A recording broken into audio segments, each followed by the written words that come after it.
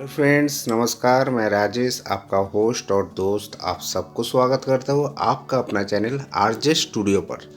दोस्तों, अभी आप अपना मोबाइल स्क्रीन पर जो देख रहे हैं ये है the tallest building of Kolkata, जिसका नाम है द 42nd। लेकिन दोस्तों, आज मैं इसके बारे में कुछ नहीं बताऊंगा, क्योंकि आज मैं आप लोगों को लेके चलूँगा कोलकाता का एक बहुत ही प्रसिद्ध स्थान पर। तो दोस्तों, मेरे साथ बने रहिए और देखते रहिए।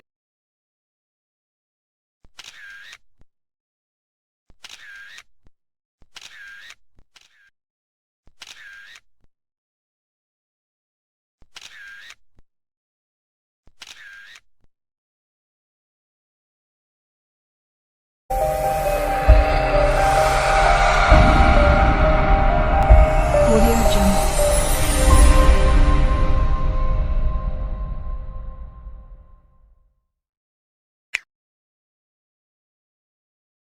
दोस्तों, आज के इस वीडियो में मैं आपको लेके चलूँगा कोलकाता का विक्टोरिया मेमोरियल हॉल पर। और दोस्तों, साथ ही साथ मैं बताऊँगा ये जो इमारत है विक्टोरिया मेमोरियल हॉल, इसका बनने का पीछे का जो ऐतिहासिक कहानी है उसके बारे में। तो दोस्तों, मेरे साथ बने रहिए और आगे देखते रहिए। दोस्तों, चलिए शुरू करते हैं आज का ये ऐतिहासिक सफ़र। विक्टोरिया मेमोरियल कोलकाता के प्रसिद्ध और खूबसूरत स्मारकों में से एक है। सन 1906 से 1921 के बीच भारत में रानी विक्टोरिया के 25 साल का शासनकाल का उपलब्ध में किया गया है। सन 1857 के सिपाही विद्रोह के बाद ब्रिटिश सरकार ने समग्र भारतवर्ष का नियंत्रण अपने हाथों में ले लिया था। सन 1876 में ब्रिटिश संसद में विक्टोरिया को भारतवर्ष के महारानी घोषित कर दिया था। करीब 25 वर्ष के शासनकाल के बाद सन 1901 में महारानी विक्टोरिया का निधन हुआ। इसी के साथ महारानी विक्टोरिया का शासनकाल भी समाप्त हुआ। विक्टोरिया मेमोरियल संभवतः भारत में पाए जाने वाले ब्रिटिश राज के सबसे भयानक अनुस्मारक में से एक है। राजस्थान के मकराना के पत्थरों से बना यह विशाल सफ़ेद संगमरमर का संग्रहालय भारत में ब्रिटिश साम्राज्य के शासनकाल के अवशेषों का एक विशाल संग्रह से भरा है।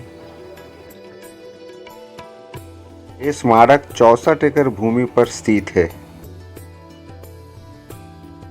इसमें भवन 228 फीट से 338 फीट के दूरी पर स्थित है।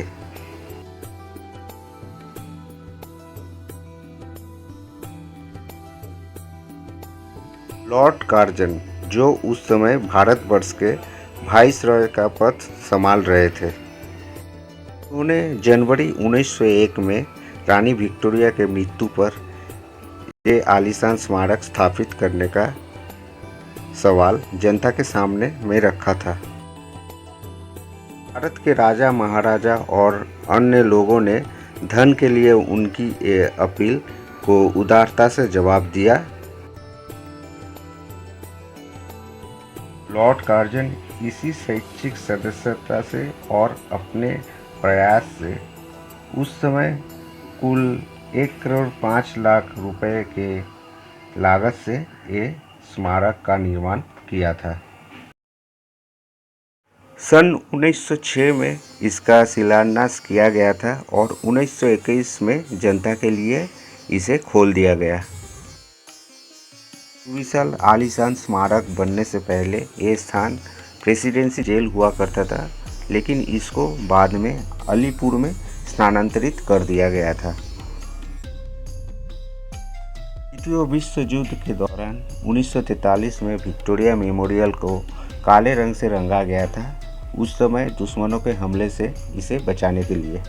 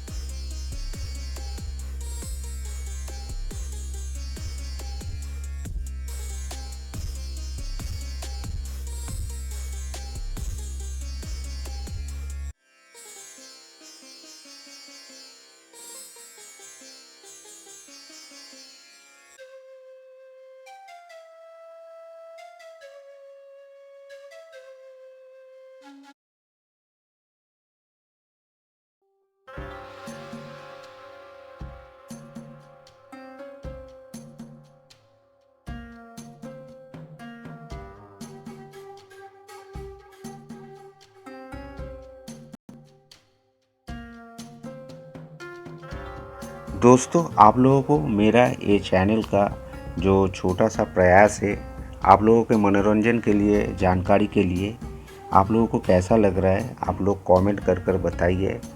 अगर पसंद आए तो इसे लाइक कीजिए। चैनल को अभी तक अब आपने सब्सक्राइब नहीं किए है तो जल्द से जल्द सब्सक्राइब कीजिए और बगल में दिए गए बेल आइकन को प्रेस करके रखिए, ताकि नेक्स्ट कोई भी वीडियो पोस्ट करें तो आपके पास जल्दी से जल्दी इसका नोटिफिकेशन पहुंच सके।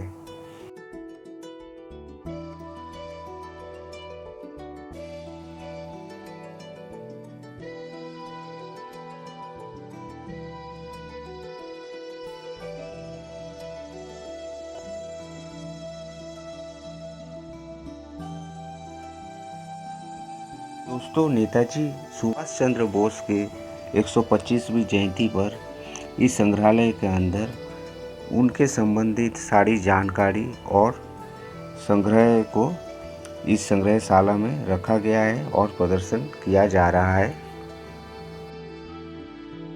इसका पहले यहाँ पर ब्रिटिश शासनकाल का समय पर भारतवर्ष का जो सामाजिक जीवन यापन का चित्र था, वो उसका एक प्रदर्शनी यहाँ पे किया गया था। जो आप ये चश्मा देख रहे हैं, ये आईएनए का कोई सैनिक का इस्तेमाल किया गया चश्मा है। आईएनए का मतलब इंडियन नेशनल आर्मी। सन 1942 में द्वितीय विश्व युद्ध में दक्षिण पूर्व एशिया में भारतीय सहयोगियों और इंपीरियल जापान द्वारा गठित एक सशस्त्र बल था और इसका लीडर थे महान नेताजी सुभाष चंद्र बोस।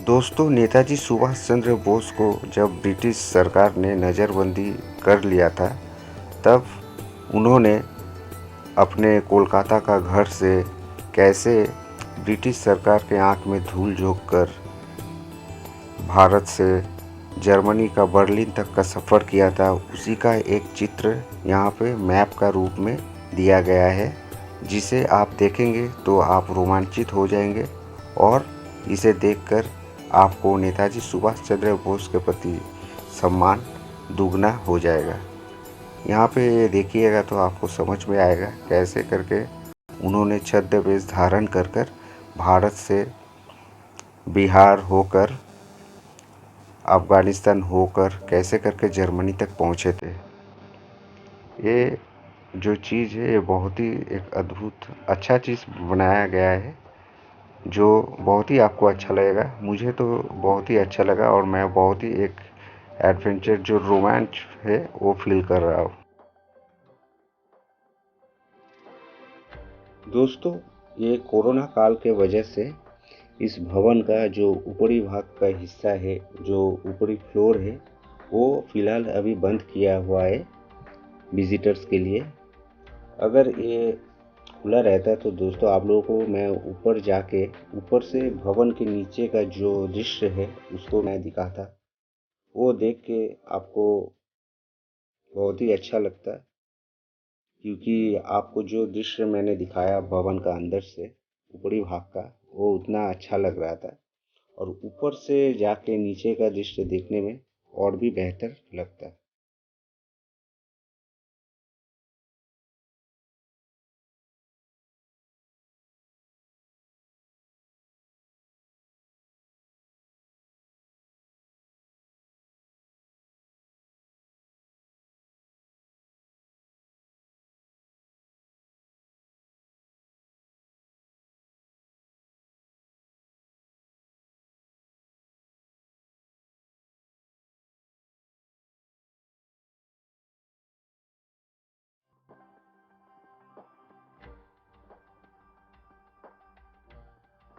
दोस्तों यहाँ पर आप काफ़ी आसानी से आ सकते हैं।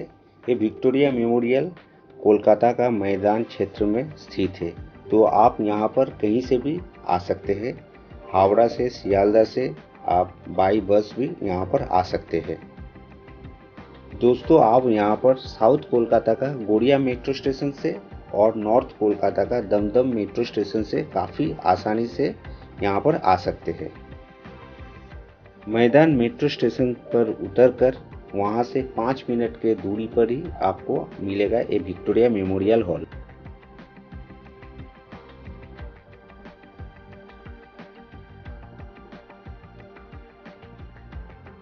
यहाँ पर आकर काउंटर में आपको टिकट लेना पड़ेगा। 2 रकम का टिकट यहाँ पर मिलता है।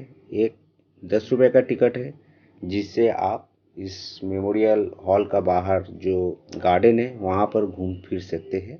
और एक 30 रुपये का टिकट है जिससे आप इस इमारत का अंदर जा सकते हैं। इस पर जो म्यूज़ियम है अंदर पर वहाँ पर घूम सकते हैं। और साथ ही साथ बाहर पे गार्डन में भी आप इस टिकट के माध्यम से घूम सकते हैं।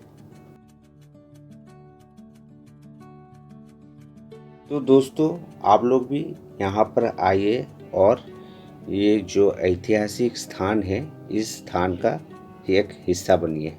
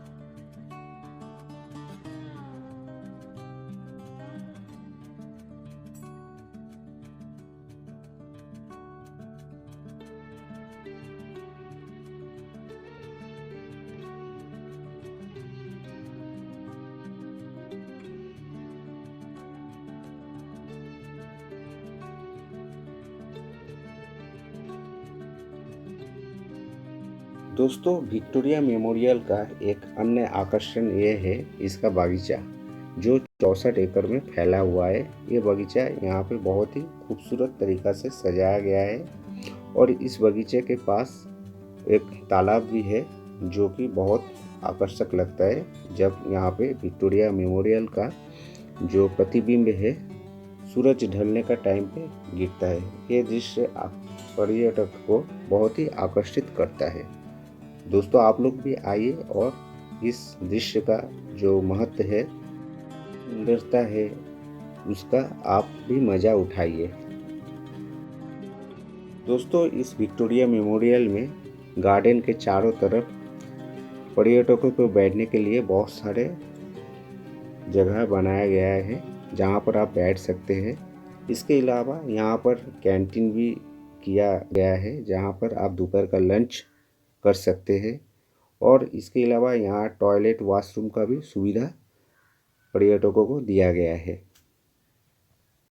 Overall Victoria memorial is a must visit place. तो आप कभी भी जब भी कोलकाता आए अपने फैमिली फ्रेंड्स के साथ यहाँ पर कुछ देर बिताए, आपको बहुत ही अच्छा लगेगा। तो आज के लिए इतना ही, मिलते हैं अगले एपिसोड पर। तब तक के लिए आप लोग स्वस्थ रहिए। और दोस्तों जाते जाते ये तो बताना ही भूल गया कि आप वही कीजिए जो आपका दिल कहे। Thank you friends.